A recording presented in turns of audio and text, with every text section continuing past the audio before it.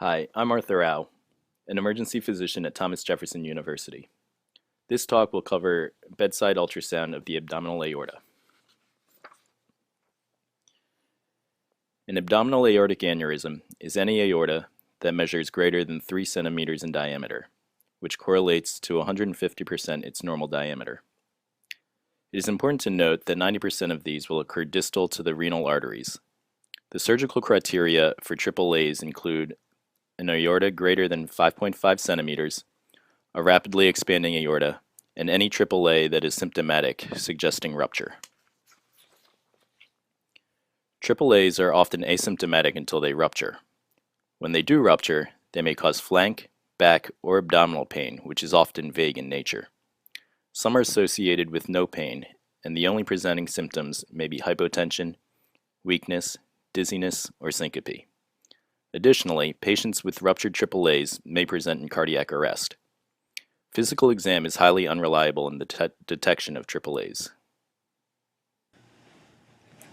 AAAs must be diagnosed rapidly and treated as a true surgical emergency, as they are associated with high mortality rates. Survival rates have been shown to decrease at a rate of 1% per minute. Additionally, the risk of rupture is proportional to the aorta's diameter, with aneurysms greater than 7 centimeters having up to a 50% risk of rupture per year. The first reported AAA detected by an emergency physician using ultrasound was in 1989. Because ultrasound can rapidly detect a AAA at the bedside of an unstable patient, it has since become essential in screening patients with suspected ruptured AAAs. Bedside ultrasound has been shown to have both excellent sensitivity and specificity in detecting AAAs. However, it must be noted that bedside ultrasound is not sufficient to rule out a ruptured AAA.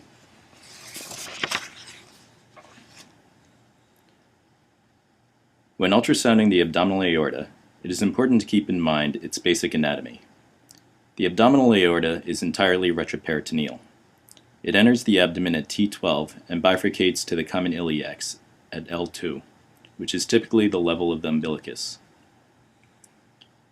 As the aorta travels distally, it tapers and becomes more superficial, following the curvature of the lumbar spine. Because approximately 90% of abdominal Because approximately 90% of abdominal aortic aneurysms occur below the level of the renal arteries, it is important to recognize the branches of the abdominal aorta. The first branch off the abdominal aorta is the celiac artery.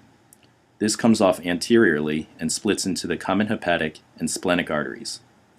This branching of the celiac artery is often referred to as the seagull sign. The next branch is the superior mesenteric artery, which also comes off anteriorly and runs anterior to the aorta as it travels distally. This branch is important to visualize because the renal arteries, which take off laterally just distal to the SMA, are not typically able to be visualized using ultrasound. Finally, the aorta ends as it splits into the common iliacs. When scanning the abdominal aorta, the low-frequency curvilinear probe is preferred. However, if unavailable, a phased array probe may also be adequate. The aorta should be scanned in both transverse and longitudinal planes, and should be visualized from the diaphragmatic hiatus to the bifurcation of the iliacs, with particular attention paid to the region distal to the SMA. Measurements should be taken at 3 distinct levels in the transverse plane. All measurements should be of the maximal diameter of the aorta from outer wall to outer wall.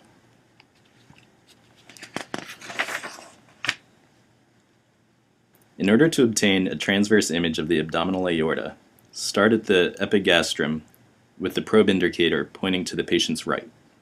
By starting here, the liver edge can be used as a sonographic window to improve imaging of the aorta.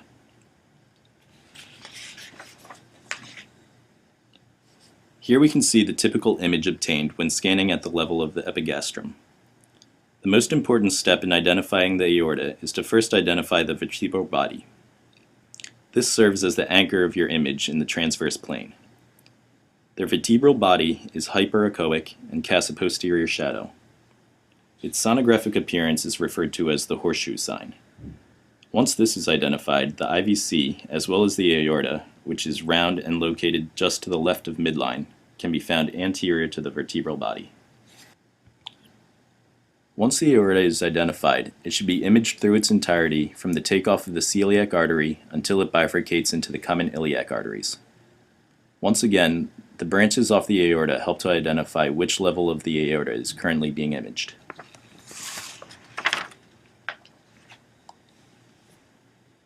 High in the abdomen is the sonographic seagull sign, where the celiac artery branches off the aorta anteriorly and splits into the hepatic and splenic arteries.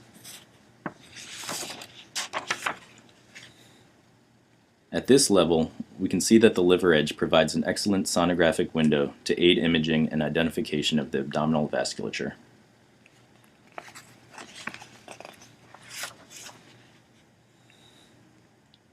In the mid-aorta, the SMA takes off anteriorly and courses just anterior to the aorta as it travels distally towards the bifurcation of the iliacs.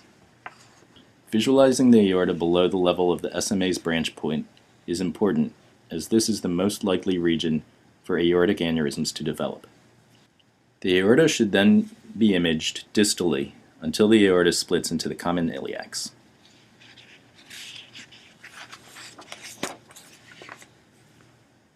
Once again, measurements of the transverse aorta should be made at 3 distinct levels: proximally, mid, below the level of the SMA, and distal, just before the aorta bifurcates into the iliacs. Next, the aorta should be imaged in its longitudinal plane. Start in the transverse plane at the epigastrum and center the aorta into the middle of the screen. From here, slowly rotate the probe 90 degrees clockwise until the probe marker is pointing towards the patient's head. Care must be taken to visualize the aorta in the middle of the screen. The aorta should be visualized from the celiac artery to the bifurcation. Here is an image of the aorta in longitudinal. In this image, the proximal aorta is on the left of the screen, where we can see the takeoff of the celiac trunk and then the SMA. The most important aspect of imaging the aorta longitudinally is being able to distinguish it from the IVC. The IVC is found to the patient's right, enters the abdomen superiorly, and is thin-walled. Additionally, it does not have any anterior branches caudal to the hepatic veins, whereas the celiac and SMA can be visualized branching anteriorly off the aorta. IVC size also has respiratory variation. Pulsations alone are not adequate in distinguishing the IVC from the aorta.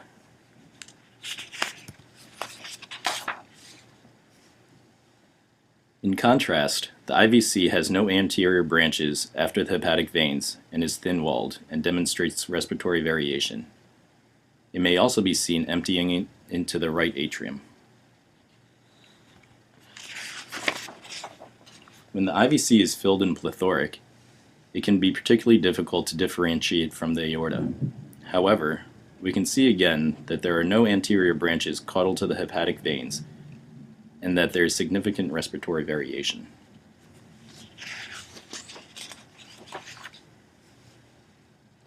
Here we can see the transition from the inferiorly entering thick-walled aorta to the IVC, which is thin-walled and enters high in the abdomen. Note that aorta dives posteriorly behind the heart, while IVC enters directly into RA. It is useful to frequently rotate the probe while visualizing the aorta and IVC to ensure correct vessel orientation. Now let's look at some examples of abnormal abdominal aortas. This is a large abdominal aortic aneurysm measuring over 10 centimeters. Even in this large aneurysm, we can see how only measuring the intraluminal diameter of the aorta would greatly underestimate its true size. In this more subtle example, the intraluminal diameter is less than 3 centimeters and highlights the importance of always measuring from outer wall to outer wall. When in doubt, it's always safer to overestimate the aorta's diameter.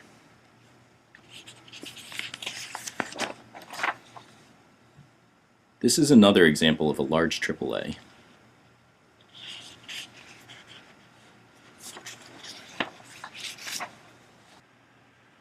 When imaged longitudinally, we can see a typical fusiform aneurysm involving the entire length of the abdominal aorta.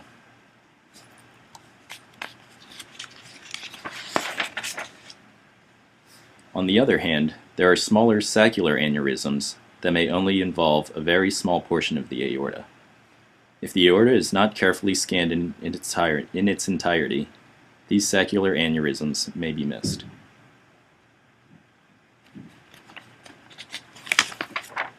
Additionally, distal aneurysms that occur just before or involving the bifurcation into the iliacs can also be missed.